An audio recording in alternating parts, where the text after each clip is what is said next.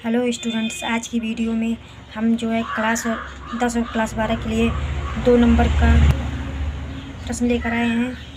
तो जैसे कि प्रश्न है हमारा अलंकार। तो अलंकार जो है आपको पेपर में, हिंदी के पेपर में कई बार पूछा जाता है। तो उसमें से 2 अलंकार आते हैं जो आपको एक करने होते हैं। तो यहाँ पर हमने जो है आपको 4 अलंकार का बारे में बताया है। तो यदि आपको इसमें से चारों याद रहेंगे तो आप जो है पेपर में आसानी से लिख लेंगे। तो सबसे पहला है अनुप्रास अलंकार। इसमें कहा गया है कि एक ही वर्ण की बार बार आवृत्ति होने पर अनुप्रास अलंकार होता है। उदाहरण देख लीजिए। कानन कठिन भयंकर भारी, घोर घाम हिमवारी बयारी। तो इस उदाहरण में जो है का, भा, रा, घा, मा अक्षर एक से अधिक बार आए हैं, इसलिए अनुप्रास अलंकार है। अब यमक अलंकार देख लेते हैं। यमक अलंकार जब एक ही शब्द 2 या 2 से अधिक बार आता है और भिन्न भिन्न अर्थों में प्रयुक्त होता है तो वहाँ यमक अलंकार होता है। उदाहरण है काली घटा को घमंड घटा, नवमंडल तारक वृंद खिले।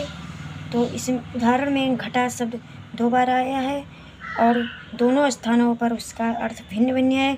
जैसे कि एक घटा का अर्थ होता है बादल और दूसरे घटा का अर्थ होता है कम हो गया, यानी घट गया।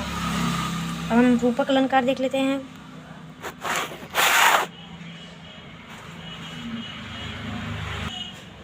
रूपक अलंकार जहाँ उपमेय जिसके लिए उपमा दी जाती है में उपमान, उपमेय की जिसके लिए साथ तुलना की जाती है का निषेध रहित आरोप हो, वहाँ रूपक अलंकार होता है।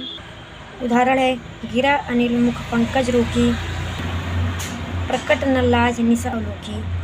तो इसमें यह बताया गया है कि यहाँ जो है गिरा शब्द है, वाणी में भौरे का, मुख में कमल का और लाज में निशा का निषेध रहित आरोप होने से रूपक अलंकार है।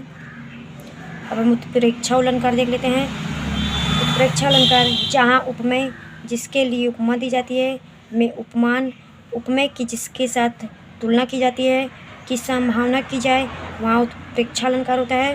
उदाहरण देख लेते हैं। सोवत ओढ़े पीत पट श्याम सलोने घात, मनव नील मनिशेल पर आतु प्रयोग प्रभात। तो इसमें ये बताया गया है कि यहाँ श्री कृष्ण के श्याम गात में नील मणि शैल की तथा पीत पट में प्रभात के आतप धूप की संभावना करने से उत्प्रेक्षा अलंकार है। तो फ्रेंड्स, यदि आपको ये 4 अलंकार याद हो जाएंगे तो आपको पेपर में जो है एक ना एक करने को आएगा, आप कर लेंगे और 2 नंबर जो है आपको मिलेगा।